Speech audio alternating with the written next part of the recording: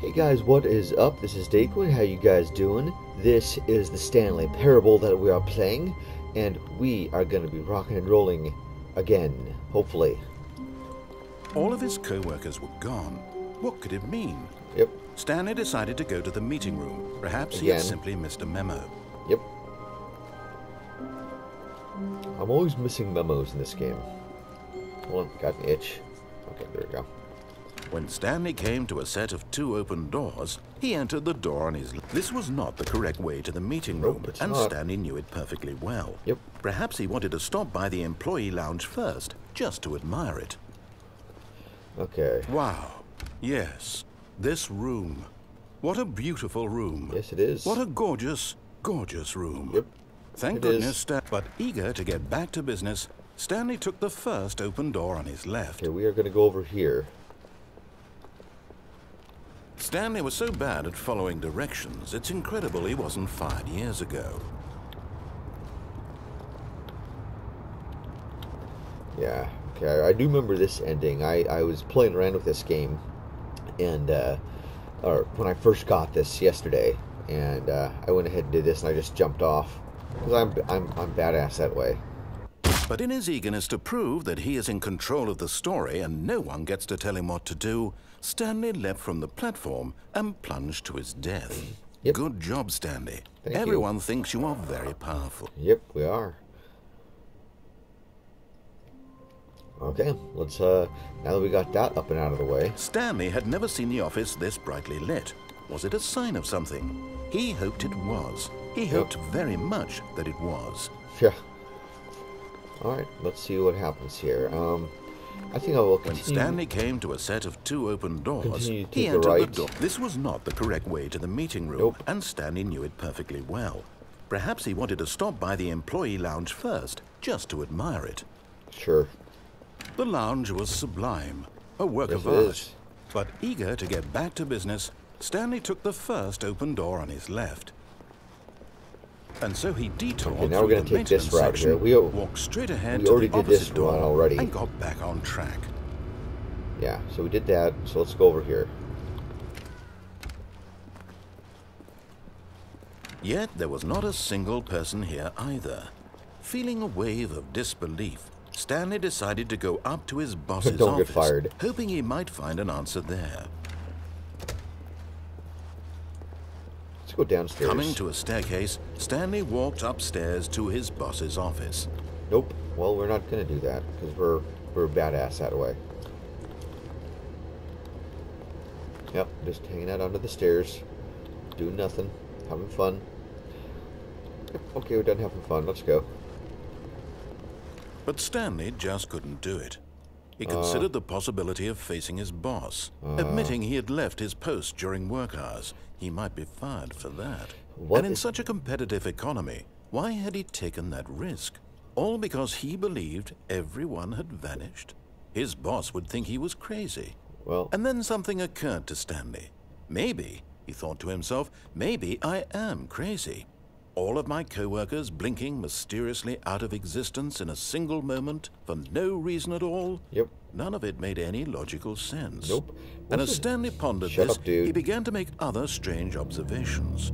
For example, why couldn't he see his feet when he looked down? That's right. Why did doors close automatically behind him wherever he went? And for that matter, these rooms were starting to look pretty familiar. Were they simply repeating? No, Stanley said to himself, this is all too strange. This can't be real. And at last, he came to the conclusion that had been on the tip of his tongue. He just hadn't found the words for it. I'm dreaming, he yelled. This is all a dream. Yep, it is dreaming. Oh, what a relief Stanley felt to have finally found an answer, an explanation. Hi, car. His co-workers weren't actually gone. He wasn't going to lose his job. He wasn't crazy after all. And he thought to himself, I suppose I'll wake up soon.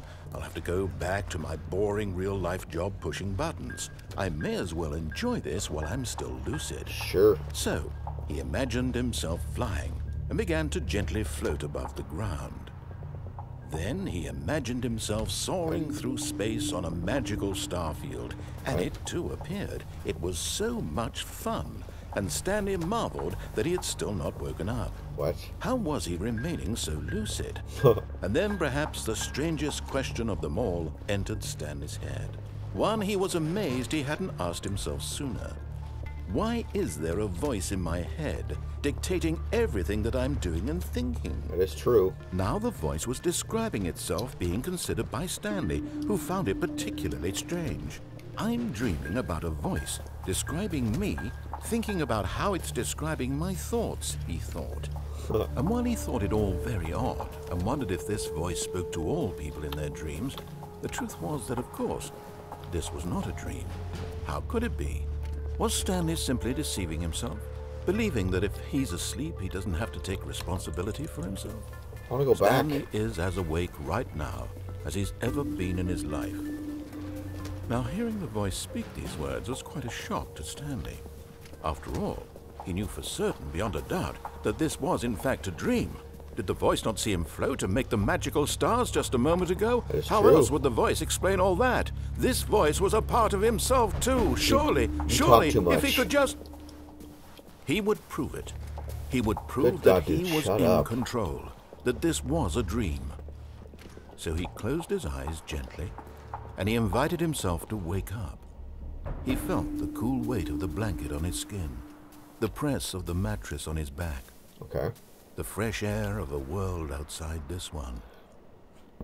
Let me wake up, he thought to himself. I'm through with this dream. I wish it to be over. Let me go back to my job. Let me continue pushing the buttons. Please, it's all I want. I want my apartment, and my wife, and my job. All I want is my life exactly the way it's always been. My life is normal. I am normal. Sure. Everything will be fine. I am okay. Some psychology class or something. I am okay. Oh no. Stanley began screaming. Please, someone, wake me up. My name is Stanley. I have a boss. I have an office. I am real. Please, just someone tell me I am real. I must be real. I must be. Can anyone hear my voice? Who am I? Who am I? And everything went black. Oh boy.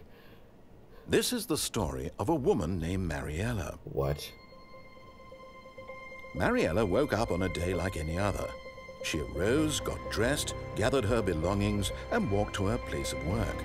But on this particular day, her walk was interrupted by the body of a man who had stumbled through town talking and screaming to himself, then collapsed dead on the sidewalk.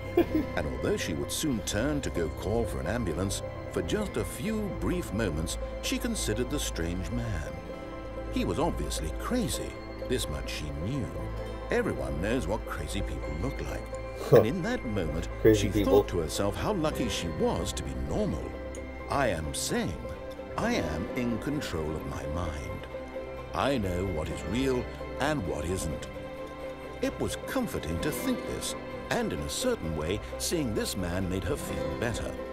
But then she remembered the meeting she had scheduled for that day. The very important people whose impressions of her would affect her career. True. And by extension, the rest of her life. She had no time for this, so it was only a moment that she stood there, staring down at the body. And then she turned and ran. Okay. Boy, there's a lot of talking in this game.